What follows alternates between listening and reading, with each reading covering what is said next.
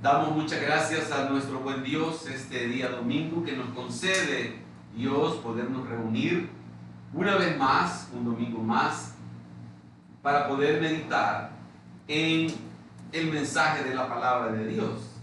Y en esta oportunidad quisiéramos meditar en un tema que para la mayoría de nosotros podríamos pensar, otra vez de lo mismo, como en algunos domingos pudimos haber dicho. Sí, ya me lo puedo ese mensaje, ya sé lo que dice Efesios 4, ya me lo puedo. Pero este mensaje va mucho más allá de haberlo escuchado, sino que lo que queremos es entenderlo, recibirlo, digerirlo y poder comprender la importancia. ¿Qué importancia tiene que nosotros seamos edificados?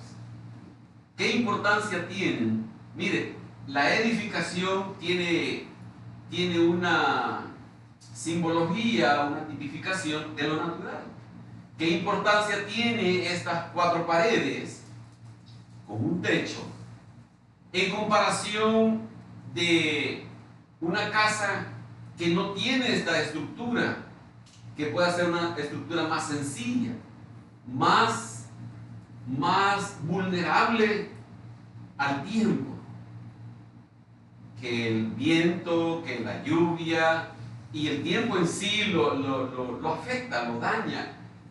Eso no significa que esta edificación sea eterna. Estamos hablando de la comparación que tiene esta edificación con otra que no sea de ese material, entendiéndose más sencillo. Entonces, por eso queremos ver esto. ¿Qué importancia tiene que usted y yo recibamos la edificación del Señor? Para ello vamos a estar leyendo en Efesios capítulo 4, versículos del 11 al 14 vamos a leer.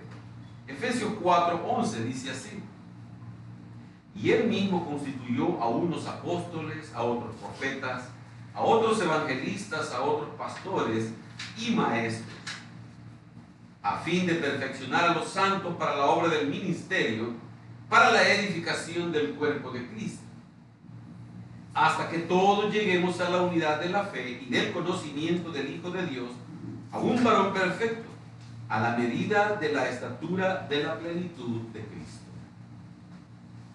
para que ya no seamos niños fluctuantes, llevados por doquiera de todo viento de doctrina, por estratagema de hombres que para engañar emplean con astucia las artimañas del error, sino que siguiendo la verdad en amor, crezcamos en todo en aquel que es la cabeza, esto es Cristo.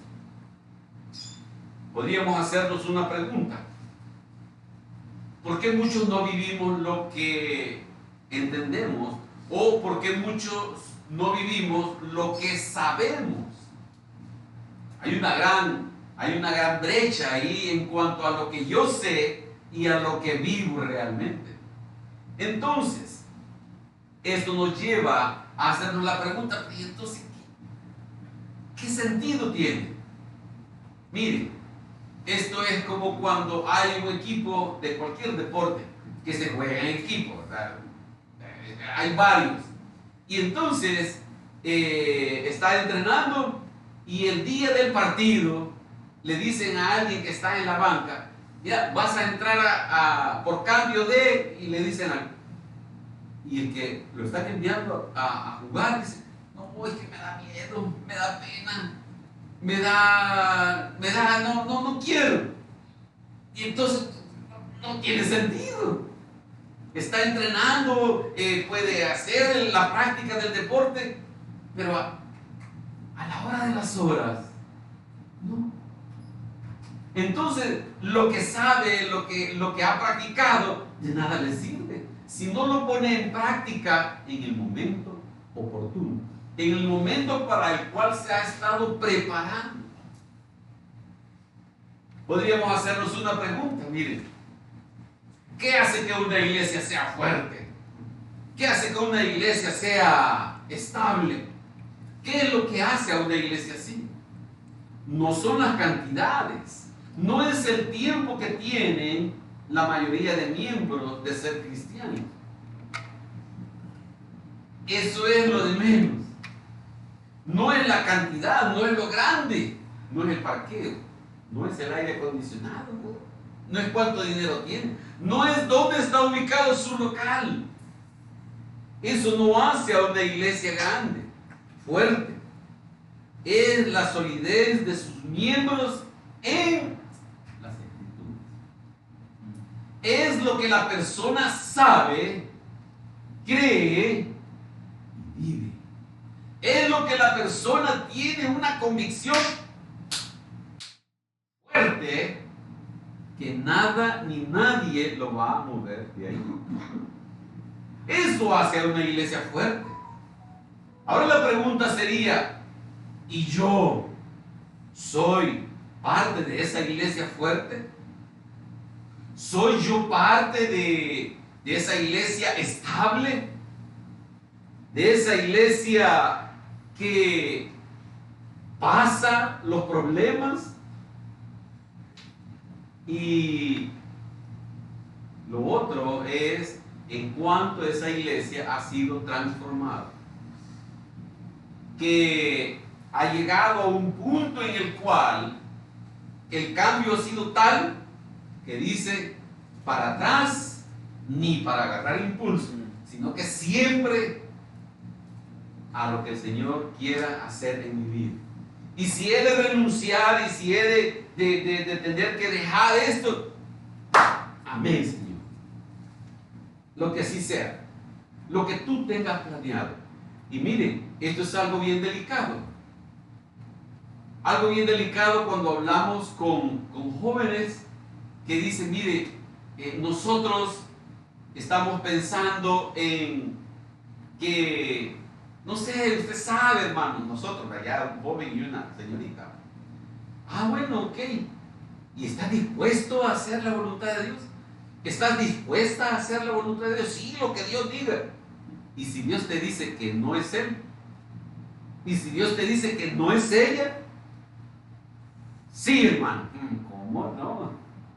Porque a la hora de las horas, el punto es que la obra que Dios ha hecho pueda tener la convicción, ese joven y esa señorita, de que es más importante la voluntad de Dios que la suya propia.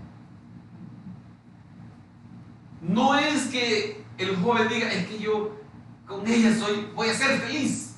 Entonces no eres feliz con Cristo. Dios, es que mire, yo si consigo ese trabajo yo me voy a sentir realizado ahí en lo máximo. Entonces Dios está siendo sustituido por la expectativa de querer tener algo o algo. Una iglesia es sólida, es fuerte, por cuánto ama a su Dios. Cuánto ama. ¿Qué es capaz de hacer? ¿Hasta dónde puede llegar ese amor? Ese amor hacia Dios. ¿Hasta dónde? Muchas veces limitamos el amor de Dios o el amor a Dios en el sentido, no, yo eso no, yo a eso no. Bueno, ¿qué es? Cada quien según su realidad. Pero el punto es que una iglesia sólida, una iglesia estable, tiene que ver de que todo lo anterior para enfrentar las dificultades. ¿Qué pasa cuando llega una prueba? Mire, la prueba no es que si en su casa se rompió un chorro, se rompió una tubería y mojó el piso y se mojaron algunos muebles y usted dice, bueno, pues gracias al Señor, ya se va a secar y bueno, no, esa no es una prueba. La prueba es cuando yo me siento débil ante aquella situación y no puedo cambiarla y no puedo hacer nada. Esa es una prueba. Entonces, lo estable o lo sólido del creyente es cómo va a enfrentar esas situaciones que no puede cambiar. Que no es que le diga, mire, si usted tiene este dinero, te va a solventar la salud de su esposo. Que le digan a uno, mire, su esposa tiene cáncer y se va a morir, lo hace a uno verse uno mismo como que fuera una hormiga, insignificante, que solo es de que lleguen y le hagan así. Porque no puede cambiar esa circunstancia, no puede cambiar la situación. ¿Cómo enfrentamos las situaciones? Mire, es bien fácil ver la madurez de un creyente. Cuando vienen los problemas, lo primero que hace es, ya no le habla al hermano, ya no le habla a la hermana, se deja de congregar porque está preocupado por su problema. Si considera que alejado del consejo de Dios va a solventar su situación, entonces por eso necesitamos ver cuál es la importancia de que yo sea edificado, de que yo sea entrenado en aquello para lo cual Dios me quiera preparar. Mire, cuando un ejercicio de esfuerzo físico, un deporte de esfuerzo físico, fútbol, béisbol, natación, lo que sea, pero así de que sea físico, no deporte de estar sentado, como ajedrez o algo así. El punto es que esa persona se prepara. Esta semana estaba viendo un video de cómo se mantienen algunos actores de Hollywood para tener el cuerpo así bien esbelto y que tienen aquí los 6 voladitos que se le forman. Y yo quise ver nada, no me vi un solo volador me vi. Y todo lo que hacen, cómo se limitan y la cantidad de horas que pasan haciendo esfuerzo. Y yo digo, Señor, y nosotros como creyentes, ¿cómo nos ejercitamos para prepararnos para llegar al momento que solo Dios sabe cuándo y cómo va a llegar? Nadie puede decir que va a leer un libro y decir, bueno, aquí hay un libro, no es cuestión de recetas, sino que en la medida que el Señor está edificando nuestras vidas, día a día, leyendo su palabra, día a día, recibiendo el consejo de Dios, estamos siendo edificados por el Señor y preparándonos para cuando venga la tormenta, preparándonos cuando venga el agua que golpea con ímpetu esa pared.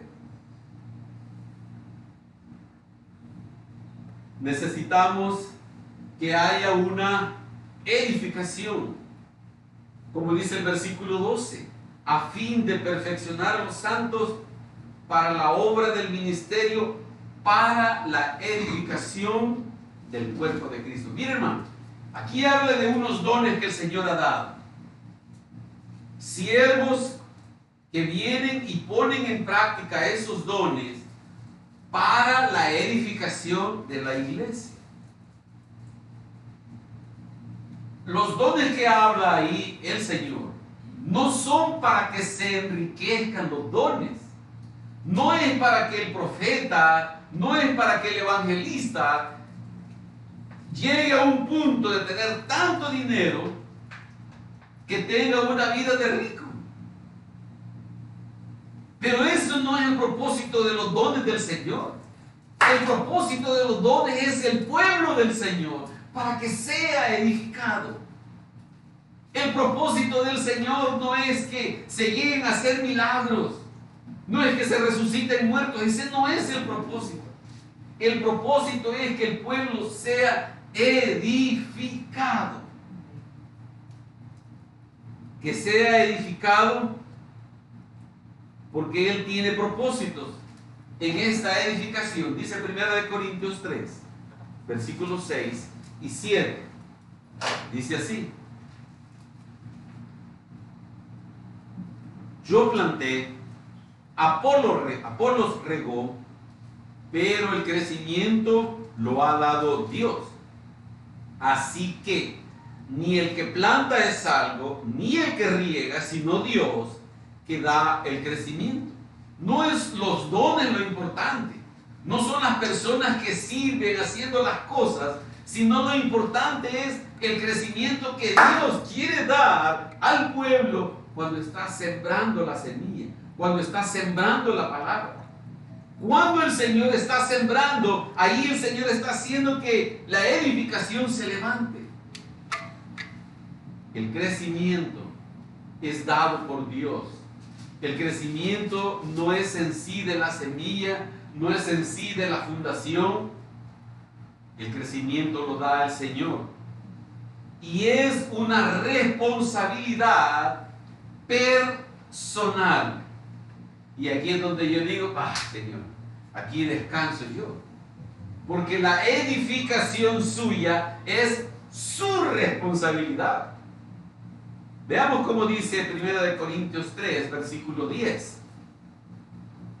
1 Corintios 3, 10 nos dice: conforme a la gracia de Dios que me ha sido dada, yo como perito arquitecto puse el fundamento y otro edifica encima. Pero cada uno, cada miembro, cada creyente, cada hijo de Dios es responsable de su edificación. Cada uno tiene que ver cómo está sobreedificando. Cada uno es responsable. ¿Qué es lo que usted está oyendo? ¿Qué es lo que usted quiere recibir? Cuando algún hermano me dice, mire hermano, fíjese que tengo que viajar por X tiempo largo, y no quiero dejar de congregarme, y no quiero dejar de recibir la palabra del Señor. Mire bien linda la actitud de los hermanos de América y Fernando, en el sentido de que ellos vienen de muy lejos y los domingos aquí estaban en lugar de andar paseando. Y los únicos domingos que no vino fue porque ella vino a una operación en sus pies y entonces estaba recién operada. Y el punto es que cuando una persona, un hermano, una hermana dice, mire, tengo que viajar, estar fuera de mi casa, de mi país, de mi iglesia, ¿cómo hago para congregarme? Bueno, ahora ya está lo del internet y ya se solventa algo. Pero le digo, miren, dice que no conozco, hermano, ese lugar donde va a ir. No sé de las iglesias, no sé cómo son, pero le recomiendo algo. Vea en el directorio, consulte ahí en Google, vea iglesias y vaya un domingo. Vaya el domingo en la mañana, vaya una y saboree, vea qué hay, porque no sabemos. Otro domingo o en la tarde vaya a otra y vaya así como buscando un lugar donde comer, un lugar donde descansar. Y entonces cuando le estén dando ahí en contra del pecado y exaltando al Señor, ahí quedes. Pero no es cuestión de ir a, miren, es que no cuentan chistes, fíjense. Es que miren, ahí no cuentan historia. No abren la Biblia, imagínense en el culto, sino lo que Dios le habla al siervo, eso predica en el momento. Y la llenura que reciben es, salga corriendo, por favor. Pero el punto es que necesitamos recibir y entender la responsabilidad de cada uno de recibir el mensaje de Dios. ¿Qué quiere recibir? ¿Qué está recibiendo? Nuestro Dios quiere que entendamos el tema de la edificación, que es para toda la iglesia. Deuteronomio capítulo 31, versículo 12. No es cuestión de que veamos qué hacemos con los niños o con el abuelo o con la abuela. No. Deuteronomio 31:12 nos habla de la importancia de la edificación del cuerpo de Cristo. Y esto lo leíamos hace un par de semanas. Harás congregar al pueblo, varones y mujeres y niños, y tus extranjeros que estuvieren en tus ciudades, para que oigan y aprendan, y teman a Jehová vuestro Dios, y cuiden de cumplir todas las palabras de esta ley. Mire, hermano, a veces uno piensa, ay, que fíjese que me llegó una visita, tráigasela. Es que mire, fíjese que tengo, harás congregar a todo, incluso al extranjero, y decirle, mira, acompañadme, venite, vamos. Y de poder decir a los hombres, a las mujeres y a los niños, vamos. Ah, pero es que yo me quiero quedar dormido hoy. Vamos, es importante, tú lo necesitas. Cuando mi esposa pasó la experiencia del cáncer, escuché un testimonio en esa misma época de una hermana a quien le dijeron, mire, usted tiene, otra hermana que le dijeron, mire, usted tiene cáncer y es un cáncer terminal. Y entonces dice que esta hermana, lo primero que se le vino a la mente después de que realizar de que iba a morir fueron las escrituras, fueron los pasajes de la Biblia que hablaban de la grandeza de Dios. Y dice que todo el tiempo que el cáncer estaba ahí, los exámenes decían, aquí está el cáncer, todo ese tiempo, dice que lo que la mantuvo en pie, lo que la mantuvo con la fe puesta en el Señor, fueron las escrituras que ella recordaba.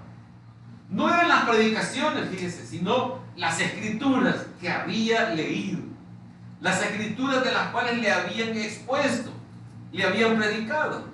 Pero ella recordaba las escrituras, no de la sanidad, fíjese, no de que resucitó, el ciego vio, la mujer del flujo de sangre. No fueron los milagros, sino la grandeza de Dios que habla la escritura. ¿Cómo sucede eso? ¿Cómo Dios nos puede hablar de su grandeza si no conocemos qué dice su palabra? Después de la salvación, el creyente necesita la edificación. Después del nuevo nacimiento, todo creyente necesita recibir que se sobreedifique en la fe que ya fue puesta. ¿Para qué? Para no ser fluctuantes. ¿Para qué? ¿Qué es lo fluctuante?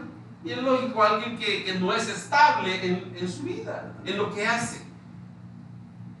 Y la palabra que se utiliza aquí en la escritura, cuando habla de no ser niños fluctuantes, nos habla de un niño que es un infante que ni siquiera ha aprendido a hablar. Fíjese, está hablando de un niño. Fíjese, la comparación que el Señor hace de alguien que no está siendo edificado, lo compara con un niño que no puede ni hablar. Un niño que no puede expresar que le pica la espalda. Un niño que no puede expresar qué hacer si siente mucho calor. Un niño que no puede expresar más que por el llanto. Entonces, el Señor está comparando a un niño en su inocencia que no puede hablar. Lo está comparando con el creyente que no es edificado. Lo está comparando con aquel creyente que solo llega de vez en cuando aquel creyente que no lee la Biblia, aquel creyente que no ora, aquel creyente que es muy inestable para congregarse. Está hablando de aquel creyente, fíjese, y ese creyente todos nos vemos en la reunión, nos vemos normales, nos vemos como, sí, nada, camina, habla, canta, se para, aplaude y hace todo lo normal.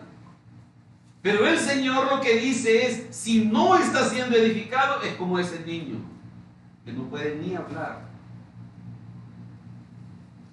El sentido es de alguien que es manipulable. El sentido es de alguien que no tiene convicción. El sentido es de alguien que cree en todo lo que le han dicho y que no está escrito en su palabra.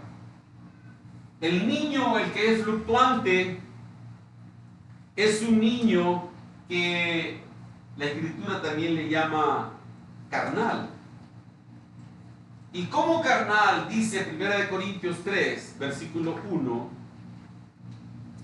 de manera que yo, hermanos, no pude hablaros como a espirituales, sino como a carnales, como a niños en Cristo. Os di a beber leche y no vianda porque aún no erais capaces, ni sois capaces todavía, porque aún sois carnales. Pues habiendo entre vosotros celos, contiendas y disensiones, ¿no sois carnales y andáis como hombres? El que no es edificado, el que no está siendo edificado, tiene este nivel de vida. Y Pablo le dice, no puedo hablarles cosas muy espirituales porque no son capaces de digerirlas. Hay que darles leche como a ese niño recién nacido. Hay que darles lo más básico que no requiera que sea triturado por la boca, sino algo que sea solo de tragar, solo de tragar. ¿Por qué? Porque todavía hay carnalidad en la vida que está llevando. Como hemos dicho en otras ocasiones, que hay una doble vida, la vida del día domingo en la mañana y la vida del resto del tiempo. Niños manipulables y carnales, niños berrinchosos, berrinchudos, niños que va a depender del papá y de la mamá que les celebren las groserías. Va a depender de lo que, mire qué bonito su primera mala palabra, qué bonito se le oyó. Y mire, y los adultos se ríen a carcajadas, celebrando la grosería que dijo su hijo. Estos niños manipulables y carnales son personas no regeneradas. De hecho, la palabra que utiliza ahí el apóstol Pablo para carnal es una palabra que en griego significa irregenerado. ¿Qué? ¿No? Y no ha habido cambio, porque el cambio es aparente, que el día domingo venimos y se ve, pareciera que sí, como que usted agarrara un aguacate y mire, sí, este aguacate se ve bien y se toca en los lugares que debe y como no, ya está. Y usted prepara su platillo con ese aguacate delicioso y ya lo saborea, y ya lo siente lo cremoso y aquel color verde con amarillo y la semilla pequeña y el aguacate grande con cuajada, tortilla tostada. Terminemos, vamos a comer. Mire, y lo abre negro el aguacate. Negro. Donde dice que le va a cortar lo malo y solo la semilla le queda buena. De apariencia. ¿Cuándo es que el creyente se muestra lo que tiene realmente? En la prueba. Este creyente es manipulable, este creyente es inestable, este creyente no tiene una convicción fuerte en su corazón, la tiene nada más en concepto, porque si le preguntan, sabe cómo responder, sabe qué es lo que dice la Escritura, sabe las cosas, pero no las vive. Y el problema de este creyente es que en esa manipulación es llevado por cualquier doctrina. No sea que le vengan a hablar de algo nuevo porque pareciera de los griegos. ¿Se acuerdan lo que veíamos el domingo pasado? Querían oír cosas nuevas y entonces cuando le vienen a hablar de algo nuevo de Dios, pareciera que es la 10ª maravilla del mundo. Este creyente es tan inestable por la falta de esa convicción sólida en su corazón, en su convicción, en lo que dice, en lo que hace. ¿Por qué? Porque se la pasa escuchando predicadores que buscan su propio interés. Mire lo que dice Colosenses 2, versículo 8. Colosenses 2, 8.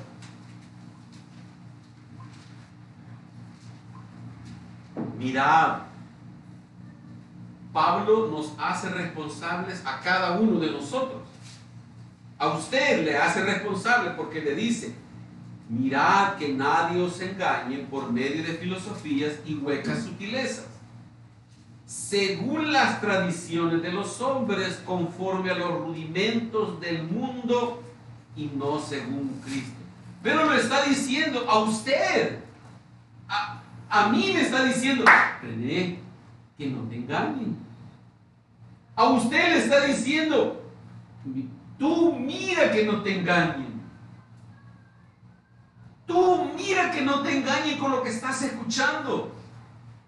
Mire, hoy ha crecido no en 500%, sino en 1000% la tecnología y la comunicación.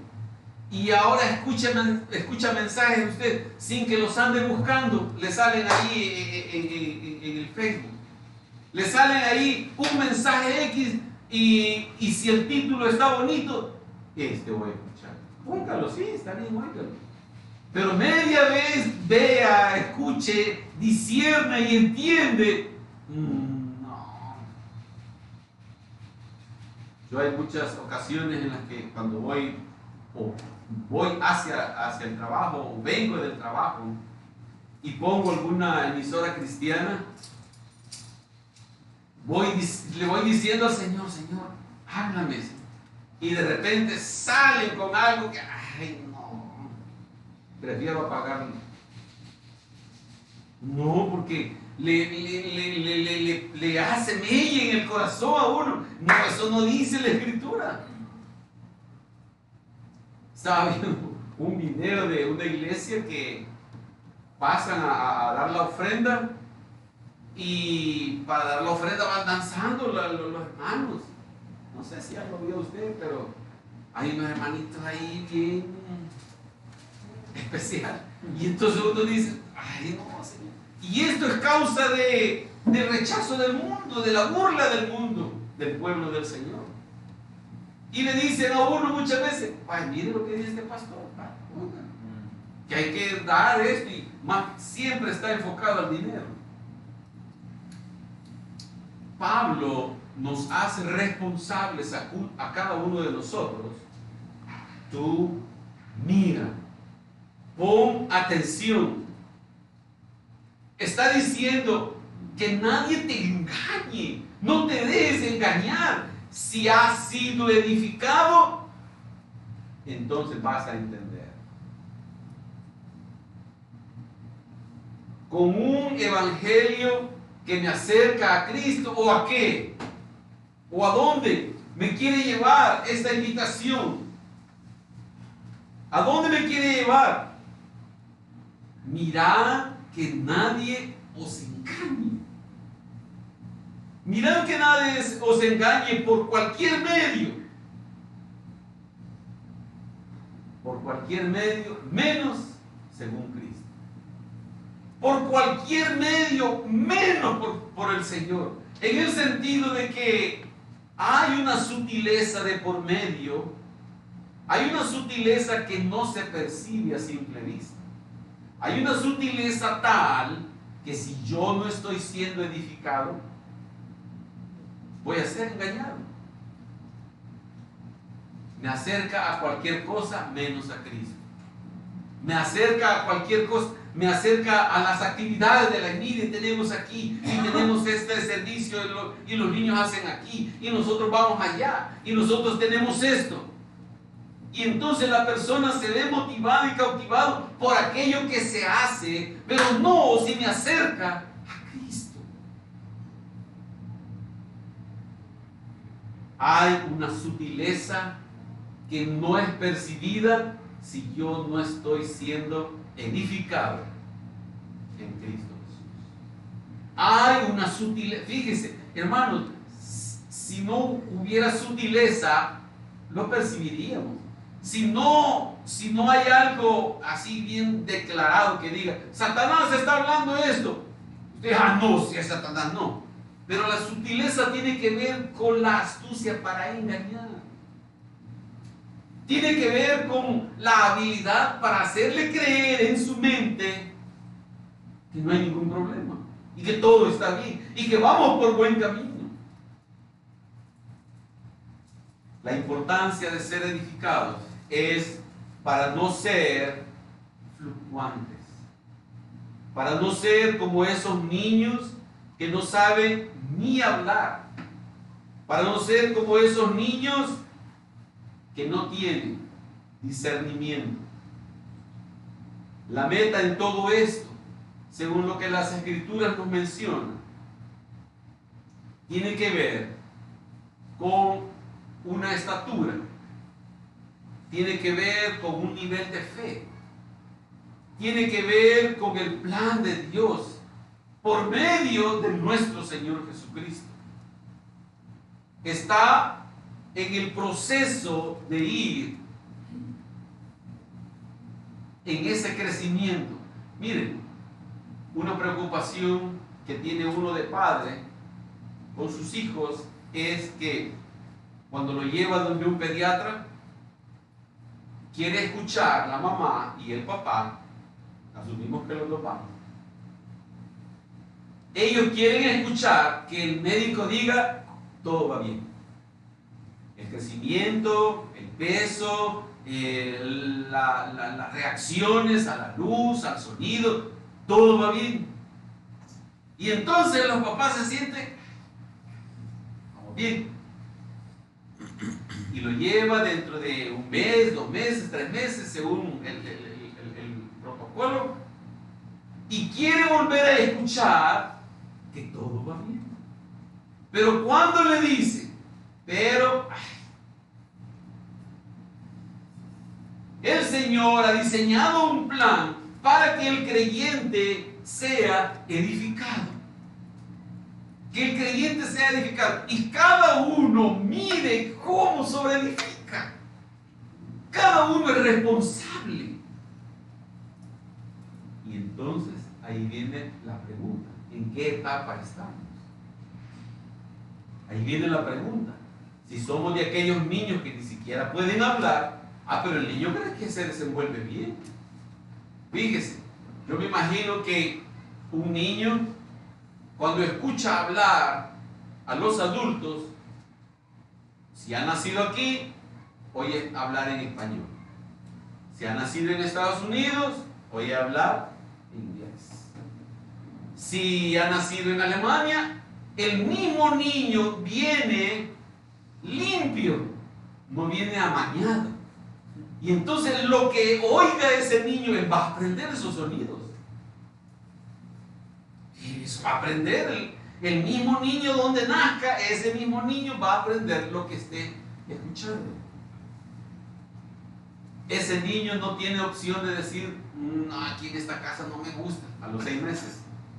Me voy a ir de esta casa y voy a agarrar una maleta con su pamper y sus cremitas y todo y me voy a ir. Y ese niño no puede hacer eso. No puede ni caminar. No.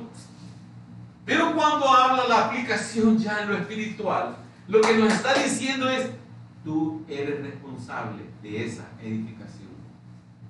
Tú eres responsable porque tienes ese libre albedrío para poder decir: Señor, yo quiero aprender. Señor, yo quiero ser edificado. Señor, yo quiero recibir. Quiero estar en ese proceso y que todo vaya según tu plan. Van a haber problemas, van a haber pruebas, va a haber de todo. Y va a depender de cómo yo voy a enfrentar cada situación según el nivel donde yo me encuentro. Hechos, capítulo 11, versículo 26. Aquí hay algo bien peculiar que podemos ver en el pueblo del Señor,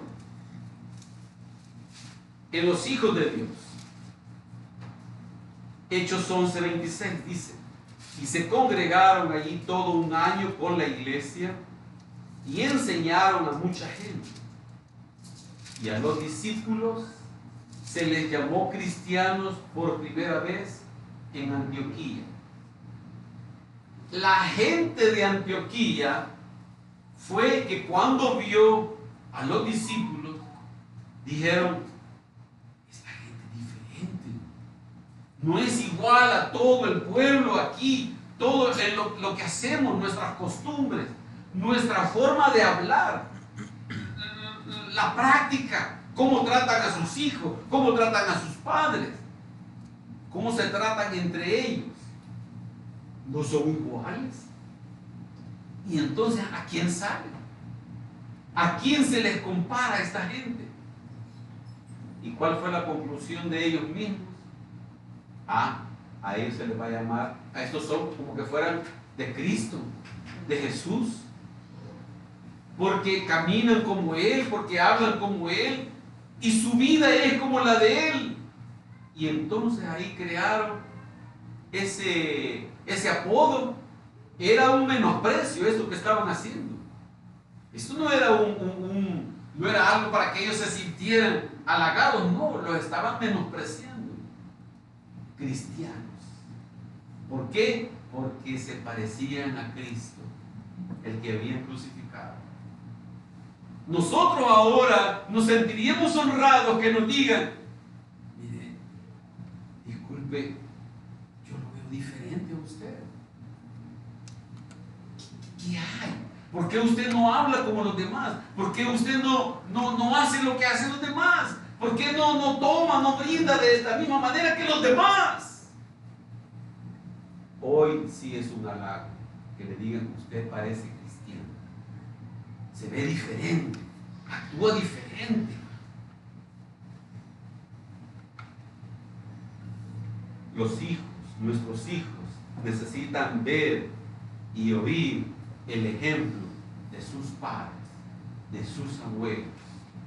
Que lo que los papás o los abuelos van a hacer allá el día domingo se vea reflejado en el resto de la semana.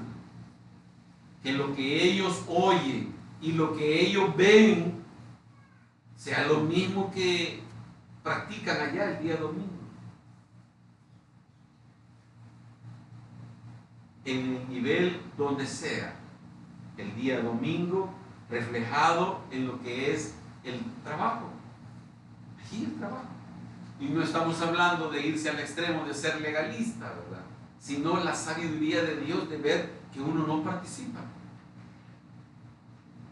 Recuerdo, no sé si lo he comentado antes, pero recuerdo que yo tenía un par de meses, quizás menos de un año, de haber llegado a trabajar donde estoy todavía.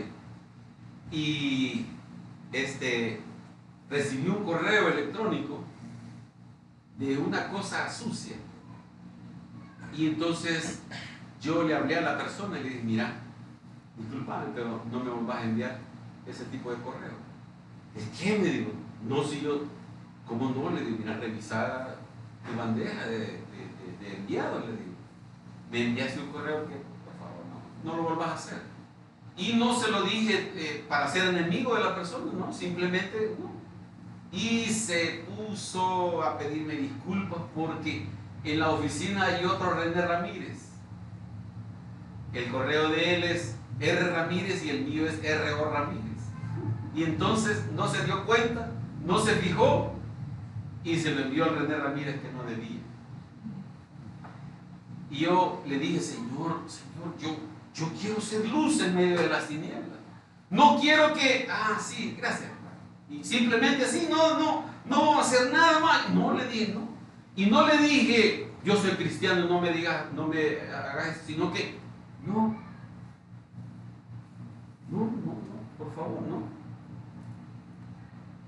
En el área donde nos desenvolvemos, necesitamos que los demás vean que hay algo diferente y que ellos puedan preguntar en alguna ocasión, mira, ¿y vos por qué no hablas así? ¿Por qué no te expresas así? Necesitamos que haya un crecimiento, que el Señor haga un crecimiento en nuestras vidas. Segunda de Corintios capítulo 5 versículo 17, es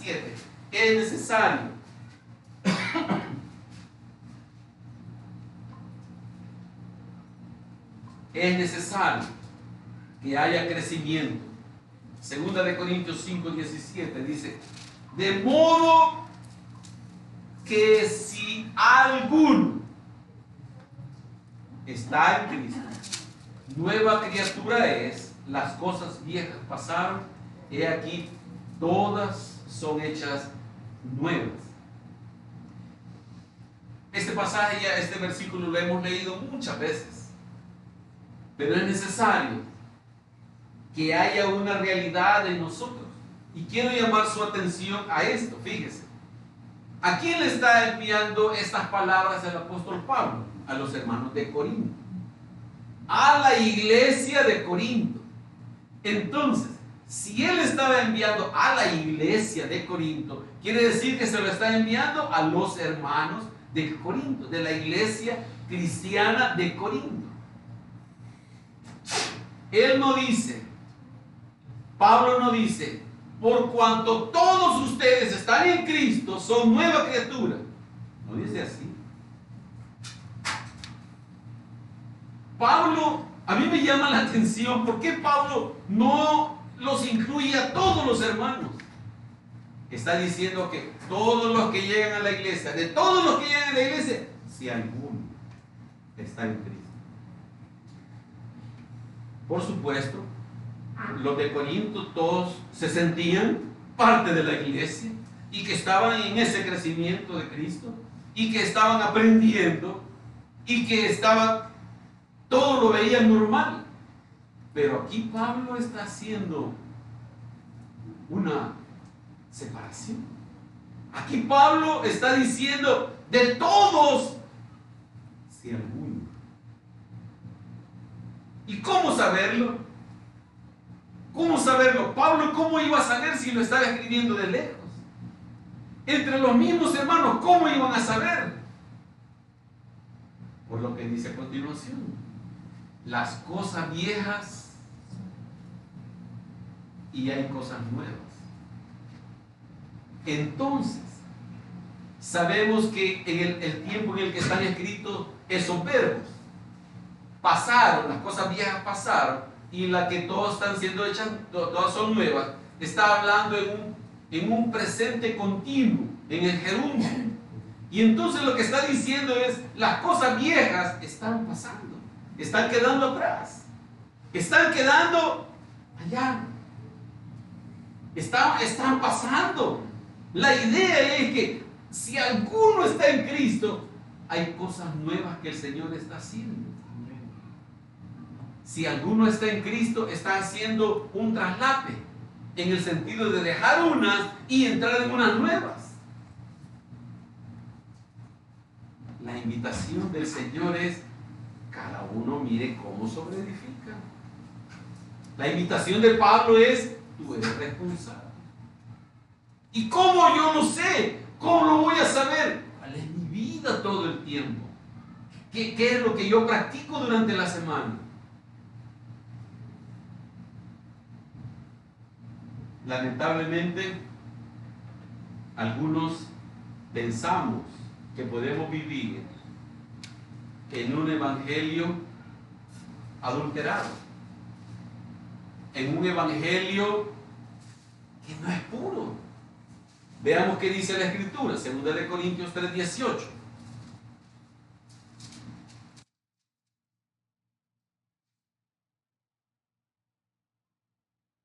De Corintios 3:18 nos dice: por tanto nosotros todos, mirando a cara descubierta como en un espejo la gloria del Señor, somos transformados de gloria en gloria en la misma imagen como por el Espíritu del Señor.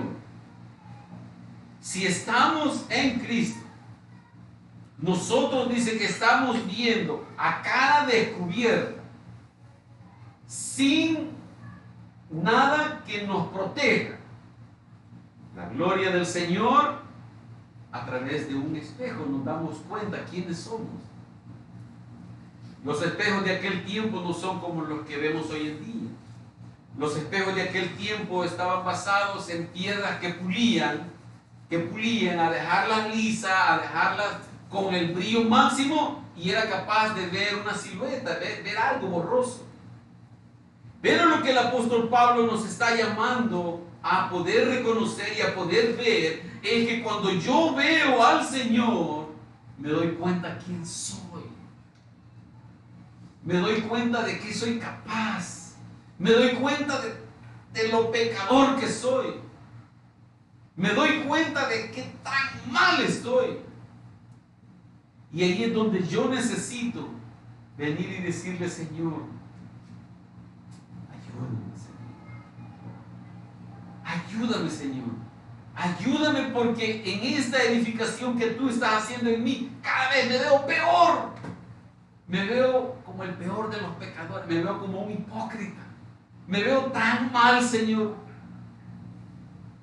Pero eso es parte del plan que Dios tiene, de que nos podamos dar cuenta de nuestra realidad y así poder ser desafiados a la obra que el Señor quiere hacer en nuestras vidas. La importancia entonces de la edificación es que yo necesito no ser como un niño. Necesito no ser fluctuante, porque eso me va a llevar a ser fluctuante. ¿Qué tipo de evangelio estamos viviendo, hermanos? ¿Cuál es la calidad del evangelio? El evangelio indiscutiblemente es uno, pero la realidad de ese evangelio en mí me lleva a ver que es quizás un evangelio adulterado, porque no me cambia, no me transforma. ¿Qué evangelio es el que nos permite vivir una vida, doble vida, pecaminosa? Y Pablo lo dice aquí a los Gálatas y les dice: no que haya otro evangelio, no, solo es un evangelio, sino que hay algunos que os perturban y quieren pervertir el evangelio de Cristo. Sino que hay algunos que están dando una permisibilidad tal que le permite decir: no, es que la carne es débil, entonces todavía estamos en esta carne, para justificar su pecado. ¿En dónde nos encontramos? ¿Nos molesta? ¿Nos incomoda que hablen de mi pecado? ¿Nos incomoda que domingo a domingo está dando el mismo ejemplo, hermano? Por mí lo está diciendo, sí, por usted. Así piense, así recíbalo, es por usted, sí. Dios está interesado en usted y por eso se hace énfasis de ese pecado, es por usted. Yo no le voy a decir: no, hermana, no es por usted. No, ¿cómo no? Sí, por usted. Porque a Dios le interesa que si usted se incomoda es porque hay algo y Dios quiere limpiarlo.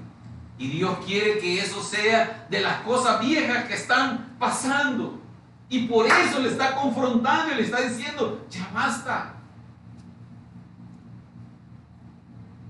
Que haya una obra tal que esté habiendo una vida nueva y las cosas viejas estén pasando. No podemos No podemos tener una vida normal, decir que amamos a Dios. No puede ser, no es posible. El apóstol Pablo decía a los filipenses en el capítulo 2 y versículo 14: hacer todo esto sin murmuración y contiendas, para que seáis irreprensibles y sencillos, hijos de Dios sin mancha en medio de una generación maligna y perversa, en medio de la cual resplandecéis como luminares en el mundo. ¿Cómo? Asidos de la palabra de vida, para que en el día de Cristo yo pueda gloriarme de que no he corrido en vano, ni en vano he trabajado. Para que seáis irreprensibles. La evaluación para que a uno le califiquen como pasó o como reprobado, la evaluación no es aquí, hermano. Lo hemos dicho muchas veces. La evaluación es en cómo nos enfrentamos allá afuera en nuestro diario vivir. Y para terminar, quisiéramos ver lo que el apóstol Pablo le decía a los corintios, que así como es el desarrollo de un cuerpo natural que nace, que se alimenta, que crece, así también es el desarrollo del cuerpo espiritual en el Hijo de Dios. Pablo decía, conforme a la gracia de Dios que me ha sido dada, en 1 Corintios 3:10, yo como perito arquitecto puse el fundamento y otro edifica encima, pero cada uno mire cómo sobreedifica. Cada uno es responsable, cada uno está expuesto a pagar el precio porque ha entendido, porque ha comprendido cuál es el plan de Dios para su vida, y que Dios quiere que haya de un pasar de lo viejo, estar en ese proceso de transformación, y que haya una nueva criatura, una nueva vida, una nueva edificación. ¿Qué precio voy a pagar? ¿Qué implicación tiene gastar para un bus, levantarse más temprano, cocinar más temprano, almorzar más tarde, lo que sea? Porque he entendido mi necesidad, he entendido el plan de Dios para mi vida. Padre, en el nombre de Jesús te doy las gracias por tu bondad, por tu misericordia. Señor, te doy las gracias porque tú me has llamado, me has rescatado, me has perdonado. Señor, en el nombre de Jesús, perdóname, Señor. Perdóname, Señor, por no darle importancia a la edificación.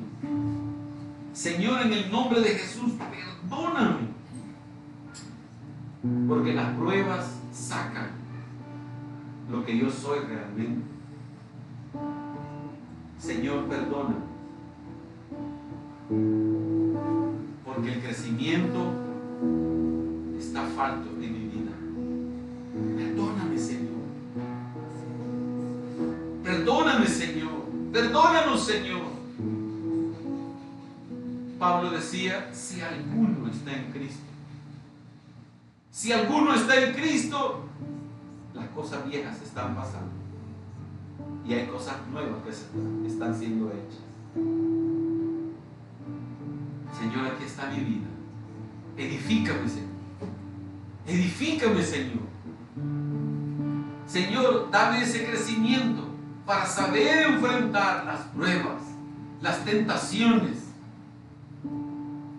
las dificultades. Señor, ayúdame. Fortalece esa fe.